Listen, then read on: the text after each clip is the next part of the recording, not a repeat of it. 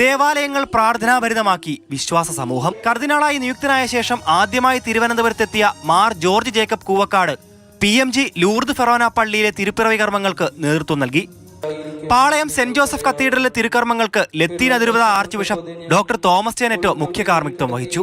വയനാട് ദുരന്തം നടന്നിട്ട് മാസങ്ങളായിട്ടും പുനരധിവാസം ഇപ്പോഴും അകലെ തന്നെയെന്ന് ആർച്ച് ബിഷപ്പ് ഡോക്ടർ തോമസ് ചേനറ്റോ.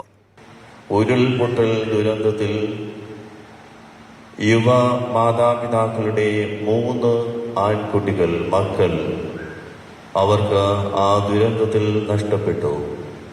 തങ്ങളുടെ സർവസ്വമായിരുന്ന 3 മക്കളും നഷ്ടപ്പെട്ട ആ മാതാപിതാക്കൾ മരണത്തിനു ശേഷവും മക്കളുടെ ആഗ്രഹം സാധിക്കുവാനായി അവരെ സംസ്കരിച്ച കുഴിമാടത്തിനരികിലാണ് അവരുടെ പുൽക്കൂടും ക്രിസ്മസ് ട്രീയും സാന്താക്ലോസും ഒരുക്കിയത്.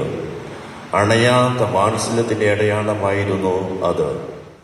പട്ടം സെന്റ് മേരീസ് കത്തീഡ്രലിലെ തിരുകർമ്മങ്ങൾക്ക് മലങ്കര കത്തോലിക്ക സഭ മേജർ ആർച്ച് ബിഷപ്പ് കർദിനാൾ മാർ ബെസേലിയോസ് ക്ലിമ്മീസ് കത്തോലിക്ക ബാവ മുഖ്യ കാർമ്മികത്വം വഹിച്ചു. തീയുടലിച്ച ശുശ്രൂഷയും വിശുദ്ധ കുർബാനയും നടന്നു.